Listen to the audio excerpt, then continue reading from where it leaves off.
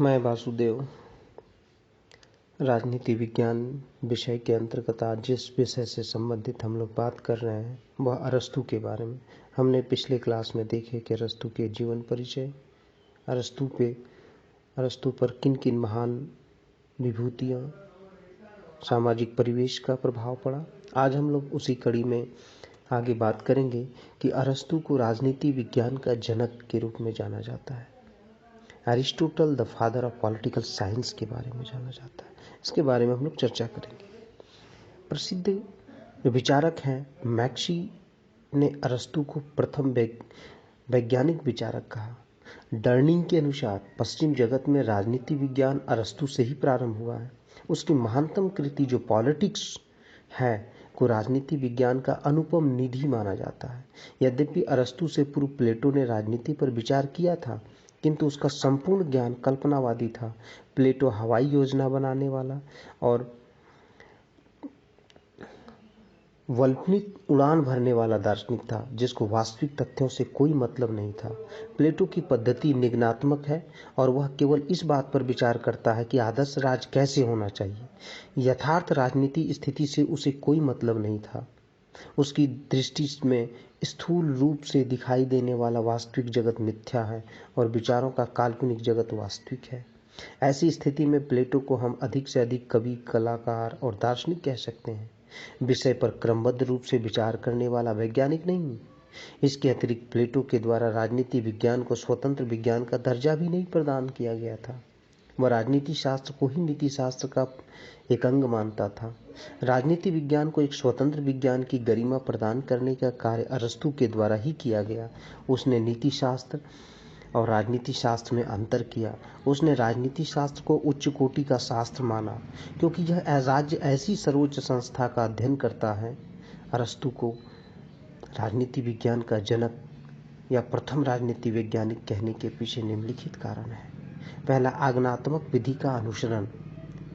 अधिकतर विद्वान ने अरस्तू को राजनीति शास्त्र के क्षेत्र में आगमनात्मक विधि के प्रणेता के रूप में स्वीकार किया है।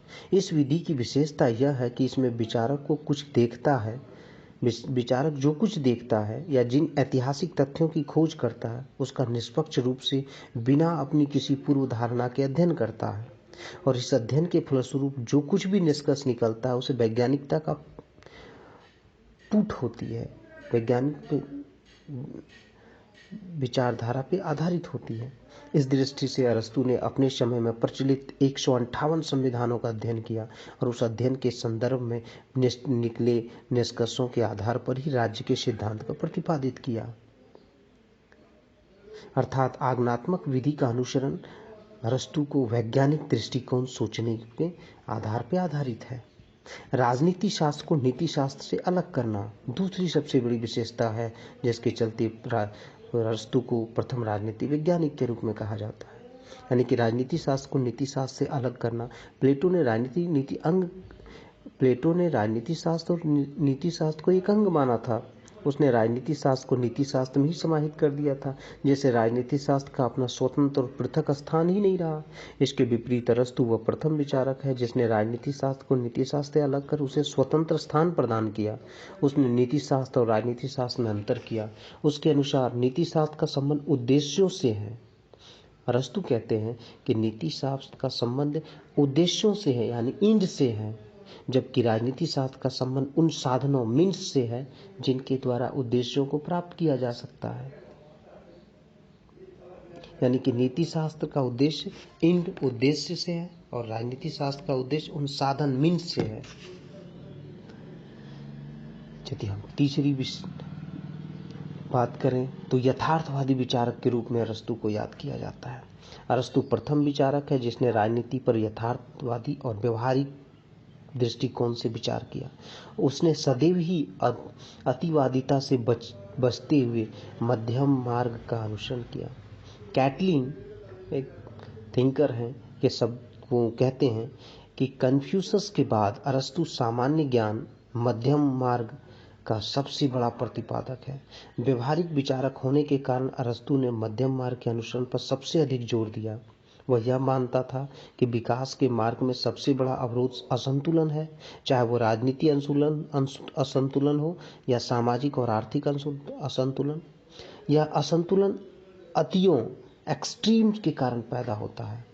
साम्यवाद, निरंकुशता, आंगिक समानता आदि सभी को वह अति समझता था, इसलिए वह इसके बीच का मार्ग अपनाने का समर्थन करता है।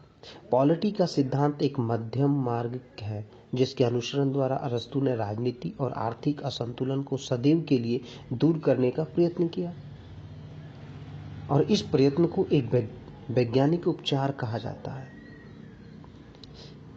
यदि अगली विशेषता की बात करें जिसके कारण उसे राजनीति विज्ञान का पिता के रूप में जाना जाता है, तो वह राज्य के पूर्ण सिद्धांत का क्रमबद्ध निरूपण। अरस्तु ही वह पहला विचारक है जिसने राज्य का पूर्ण सैद्धांतिक वर्णन किया। राज्य के जन्म, उसके विकास से लेकर उसके स्वरूप, संविधान की रचना, सरकार के निर्माण, नागरिकता की व्याख्या, कानून की सर्वोच्चता और क्रांति आदि अनेक महत्वपूर्ण विषय पर उसने विस्तार से प्रकाश डाला। ये सभी आधुनिक राजनीति शास्त्रों के चिंतन के विषय हैं, और इन विषयों पर इतना क्रमबद्ध विवेचना प्लेटो के दर्शन में नहीं मिलता है। बारकर कहते हैं कि अरस्तु के विचार प्रायः आधुनिकतम है, भले ही अरस्तु का राज्य केवल एक नगर राज्य ही रहा है। अरस्तु ही वह पहला विचारक था जिसने यह प्रतिपादित किया कि मनुष्य एक राजनीतिक प्राणी है। अरस्तु का यह कथन आज भी राजनीति शास्त्र का अमूल्य धरोहर के रूप में माना जाता है। संविधानों का वैज्ञानिक दृष्टिकोण से वर्गीकरण करना। बारकर ने अरस्तु की महान कृति जो पॉलिटिक्स के अनुवाद में लिखा है कि अगर कोई यह पूछे कि अरस्तु की पॉलिटिक्स ने सामान्य यूरोपीय विचारधारा को उत्तराधिकारी के रूप में क्या दिया, तो इसका उत्तर एक ही शब्द में दिया जा सकता है, वह है संविधान शास्त्र। वास्तव में संविधान के बारे में जितना विस्तृत अध्ययन हमें अरस्तु की पॉलिटिक्स में मिलता है उतना और कहीं नहीं। उस समय जबकि दुनिया के राजनीतिक विचारकों का उदय हो रहा था, संविधान पर व्यक्त अरस्तु के विचार कल के विचारों जैसा मालूम होते हैं। अरस्तु को संविधान और संविधानवाद का जनक भी कहा जाता है।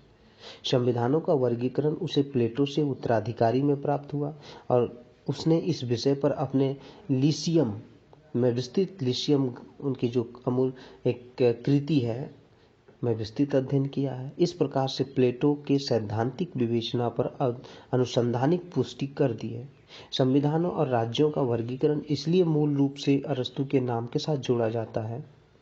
संविधानों का अध्ययन आधुनिक राजनीति विज्ञान का प्रमुख विषय है, और समूचा राजनीति शास्त्र इसके लिए अरस्तु ऋणी है। नागरिकता की व्याख्या। अरस्तु द्वारा नागरिकता की जो व्याख्या की गई वह राजनीति शास्त्र के लिए बहुत सहायक और आधुनिक राजनीतिक नागरिक की परिभाषा को निर्धारित करने में मार्गदर्शक सिद्ध हुआ है। नागरिकता संबंधी विषय के अध्ययन के लिए आगे चलकर विद्वानों ने अरस्तु के मूल विचारों को भी आधार बनाया।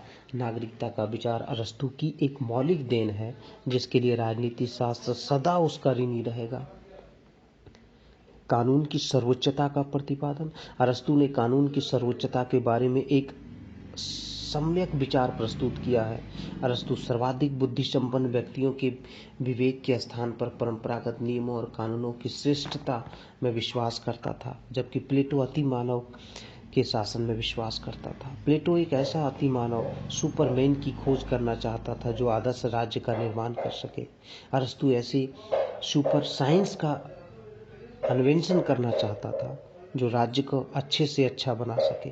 अंतर क्या है कि अरस्तु एक सुपरमैन जिसको फिलोसोफर किंग के रूप में राज्य की बागडोर देना चाहता था प्लेटो, और अरस्तु ने उसे एक सुपर साइंस के माध्यम से जिससे राज्य अच्छा से अच्छा हो सके उसको देना चाहता था।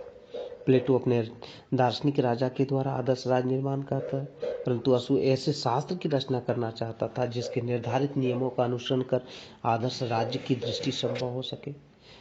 यदि हम इस तरह कहें कि अरस्तु का विश्वास कानून के शासन में, कानून की सर्वोच्चता में तथा संवैधानिक शासन की वांछनीयता में उनकी ऐसी धारणाएं हैं जिनके आधार पर उसे संविधानवाद का जनक, पिता, फादर ऑफ कॉन्स्टिट्यूशनलिज्म क्या कहा जा सकता है। अरस्तु ने कानून की सर्वोच्चता संप्रभुता के जिस सिद्धांत का प्रतिपादन किया उसमें वैधानिक संप्रभुता के बीज निहित है। आगे चलकर ग्रेशियर, बेंथम, हॉब्स, ऑस्टिन, लॉस्की ने अरस्तू की व्याख्या के आधार पर ही वैधानिक संप्रभुता की अवधारणा का प्रतिपादन किया। संप्रभुता के बारे में आधुनिक राजनीति शास्त्र बहुत कुछ सीमा तक अरस्तू का ऋणी है। सरकार के अंगों का निर्धारण, अरस्तू ने सरकार के 3 अंग नीति निर्धारक, प्रशासकीय और न्यायिक का निरूपण किया। ये शासकीय अंग वर्तमान के व्यवस्थापिका, कार्यपालिका, न्यायपालिका के समान ही है। अरस्तू ने इन विभिन्न शासकीय अंगों के संगठन, कार्यक्षेत्र, शक्तियों के बारे में विस्तार से चर्चा किया है। अरस्तू ने यह खोज की आगे चलकर कि शक्ति पृथक्करण सिद्धांत तथा नियंत्रण और संतुलन के सिद्धांत की रूपरेखा बनी। राजनीति पर भौगोलिक और आर्थिक प्रभावों का अध्ययन, अरस्तू ने राजनीति पर पड़ने वाले भौगोलिक और आर्थिक प्रभावों को बहुत महत्व दिया। उसने इस मूलभूत तथ्यों का प्रतिपादन किया कि संपत्ति का लक्ष्य और वितरण शासन व्यवस्था के रूप में निश्चित करने में निर्णयकारी तत्व होगा। राज्य की समस्याओं का एक बहुत बड़ा कारण अत्यधिक धनी और निर्धनों के बीच चलने वाला संघर्ष है। व्यक्तियों का व्यवसाय उसकी राजनीतिक योग्यता प्रवृत्ति को प्रभावित करता है। यद्यपि संपत्ति का स्वामित्व व्यक्तिगत रहे हैं, लेकिन इसका उपयोग सार्वजनिक हो तो राज्य की समस्याएं सरलता से हल हो सकती है। राज्य की भौगोलिक स्थिति की चर्चा करते हुए अरस्तू कहता है कि राज्य सागर तट के पास होना चाहिए ताकि विदेशों से व्यापारिक संबंध रखे जा सकें। अर्थात अरस्तू पहला राजनीतिक वैज्ञानिक है। उसने राजनीति को एक पूर्ण विज्ञान का सम्मान प्रदान किया। वह प्लेटो की भांति कल्पनावादी आदर्शवादी नहीं था, वरन एक पूर्णतः व्यवहारवादी और यथार्थवादी दार्शनिक था, जिसने राजनीति को नीतिशास्त्र से अलग कर उसे एक स्वतंत्र विज्ञान का रूप प्रदान किया।